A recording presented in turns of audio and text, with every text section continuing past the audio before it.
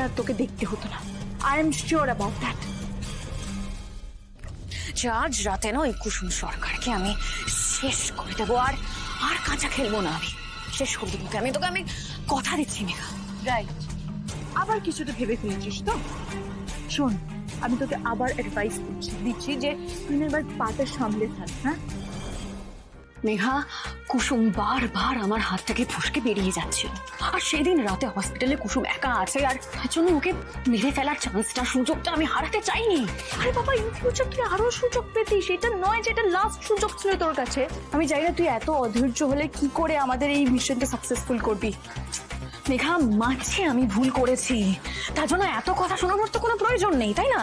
আরে বাবা, রাগের মাথায় আমি একটা ভুল ডিসিশন নিয়ে ফেলেছি। কিন্তু মেঘা, তুই অন্যদিকটাও দেখ। গাঙ্গুলিদেরকে হাতে না মারতে পারলেও আমি হাতে তো মেরেছি। ভবতোষ প্রামাণিককে দিয়ে ঈশানের কাছ থেকে আমি গাঙ্গুলি গ্রুপ অফ কোম্পানিজ এর বিউটি প্রোডাক্টস এর ফর্মুলা চুরি করিয়েছি। আর সেই ফর্মুলা দিয়ে আমি সেম বিউটি প্রোডাক্টস বানিয়েছি মেঘা, আর অর্ধেক দামে বাজারে বিক্রি করে ওই গাঙ্গুলিদের বাজার ধসিয়ে দিয়েছি। সব থেকে বড় কথা, কুসুমের মতো একটা কাজের মেয়ে যে বিজনেস স্ট্র্যাটেজি নিয়ে এখনো অব্দি কিছুই শেখেনি, সে এত বড় লসের হাত থেকে গাঙ্গুলিদের কি করে বাঁচাবে? এবার এত কিছুর পর আমাকে তো ক্রেডিট দেওয়াই যায় মেঘা। রাইট, এই ক্রেডিটটা তোকেই দিতে হবে। ইনফ্যাক্ট আরেকটা জিনিসের জন্য তোকে ক্রেডিট দিতে হবে, টেন্ডারটা আমরা পেয়ে গেছি। Wow, outstanding Megha.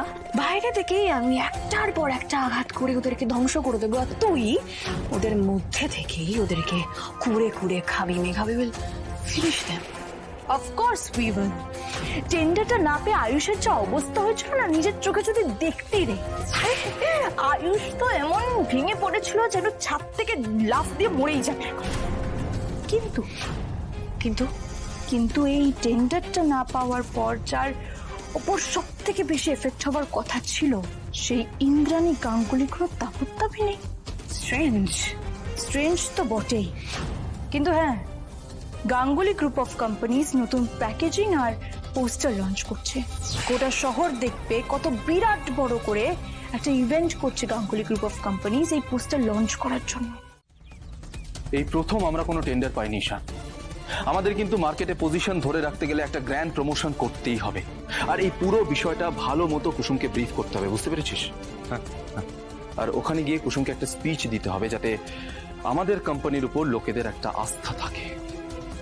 আমার মাথায় না শুধু একটাই প্রশ্ন বারবার ঘুরছে যে এই ফর্মুলা আমাদের কোম্পানির হাত থেকে নতুন কোম্পানির হাতে গেল কি করে?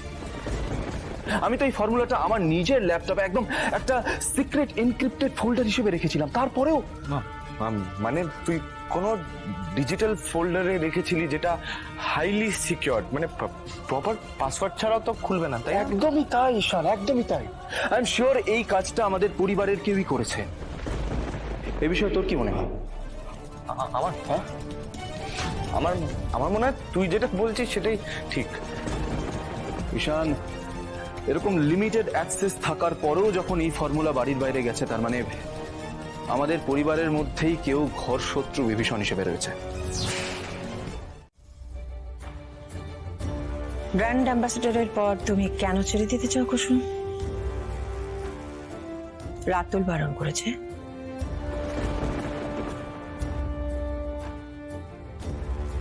কোনো কারণ না থাকলে পরে তুমি আমার নেওয়া সিদ্ধান্তের বিরুদ্ধে যেতে না, আমি জানি। আর সেই কারণ শঙ্কর হতে পারে না। তাহলে বাকি থাকে রাতুল। রাতুলের ফিরে আসাটাও আমাকে অবাক করেছে কুসুম। সেদিন মেঘা আর ছোটর উপর রাগ করলাম ঠিকই, কিন্তু কথাটা ওরা ঠিক বলেছে যে উদ্দেশ্য ছাড়া কেউ কোনো কাজ করে না। আর রাতুলের ফিরে আসাটা উদ্দেশ্যহীন নয়। তুমি তোমার বাবার সম্মান রক্ষা করার জন্য বিয়েতে রাজি হয়েছো, কিন্তু রাতুলের মত পরিবর্তনটাও আমাকে ভাবাচ্ছে। আর একটা প্রশ্ন আছে আমার তোমার কাছে কুসুম, তুমি বোধহয় চাও না আয়ুষের সঙ্গে মেঘার বিয়ে হোক, তাই না? আমিও চাই না কুসুম।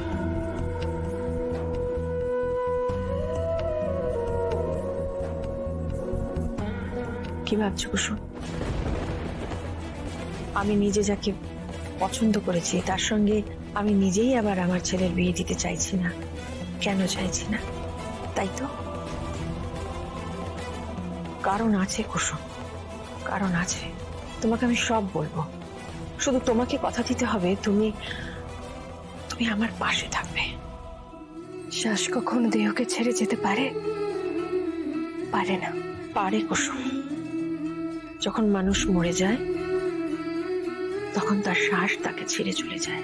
কিন্তু দেবীমা আর কুসুমের সম্পর্ক মরবে না। যতদিন আমার শ্বাস আছে ততদিন আমি আপনার পাশে থাকবো দেবীমা। আপনি আমাকে যা করতে বলবেন আমি তাই করব। শুধু একবার যদি বলতাম যে আমি এরকম একটা সিদ্ধান্ত কেন নিচ্ছি, তাই তো? কারণ আছে কুসুম, কারণ আছে। আমি জানি একটা সময় তুমি ভাবতে যে মেঘা এবাড়ির যোগ্য বড় বউ, কিন্তু এখন আর সেটা চাও না। কারণ আমার মতন তুমিও বুঝতে পেরে গেছো যে মেঘার ভেতরটা আর বাইরেটা সম্পূর্ণ আলাদা। বাইরেটা একটা মিথ্যে ভরা। আর আমি আমার ছেলের সম্পর্ক এমন কারোর সঙ্গে জুড়তে চাই না যে সম্পর্কটা মিথ্যে গড়ে উঠেছে।